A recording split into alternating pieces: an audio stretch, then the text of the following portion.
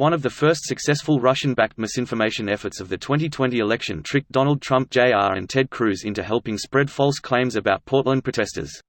Here's a summary of the article. In one of those instances, footage from Ruptly, the video arm of Russian state-backed media outlet Russia Today, showed some protesters using a Bible and American flag to start a fire, which others eventually put out, according to the New York Times, which has live-streamed the protests and published highlight clips nightly, focused its summary video that night on the burning of what appeared to be a single Bible, the New York Times reported. A Twitter user with just a few followers also tweeted the video shortly before deleting their account, but not before right-wing agitator Ian Miles Cheong retweeted them, adding his own false claim that the protesters burned a stack of Bibles. The success of Ruptly's misleading coverage of the Portland protests reveals how Russia's misinformation tactics have evolved since the 2016 presidential election, where American intelligence agencies have repeatedly concluded that Russia interfered with the aim of hurting Hillary Clinton's candidacy. In 2016, Russia relied heavily on fake Facebook, Instagram, Twitter, YouTube, and other social media accounts to artificially amplify fake news stories created by the Internet Research Agency, its in-house troll farm. Russia is deploying new, more sophisticated tactics this time around, and the Portland protest story shows how it has learned to leverage hot-button issues that are likely to resonate with highly partisan or ideological groups in order to sow dissent.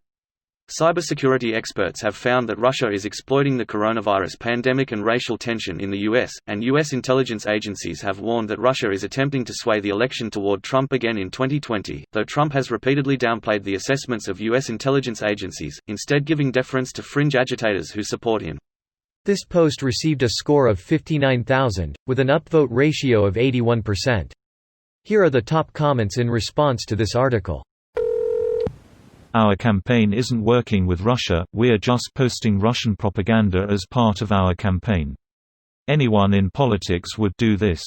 There's something oddly familiar about all this. It's as obvious as can be. Local US media only reported one Bible being burnt, BU Russia media said it was a stack of Bibles, and the GOP took the bait and spread the lie. Can election interference charges be brought against Cruz for this? You'd have to prove that he knew it wasn't real for there to be some kind of negligence. A Hail Mary would be to get him on inciting a riot, but good luck getting all those pieces to fall in line. Honestly, your best bet would probably be to build a portfolio of false posts he's made and submit it to the app developer. Maybe they'll have some kind of permanent flag on the account saying, "This account is known to post falsehoods, but good luck." It leaves too wide a loophole for people in positions of power. If some guy tweets or makes a blog post, and Trump retweets or cites it, then he's just repeating something from a legitimate source. Twitter has flagged a few of Trump's tweets, as you know, I'm sure.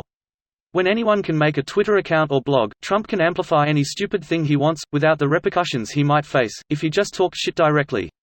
This is kind of the bullshit that they do with editorials as well in papers. Asshole A says some bullshit in an editorial.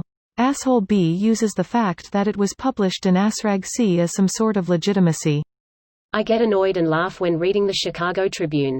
I'll read a factually reported story, then get to the opinion section, and find one of the lead editors completely ignoring the facts in the article one just read, and handing out some BS opinion contradicting the facts.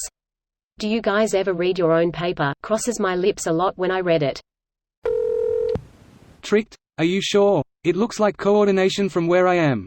Exactly. They don't care whether it's true or not, they only care if it fits the messaging playbook. The strategy has worked so far.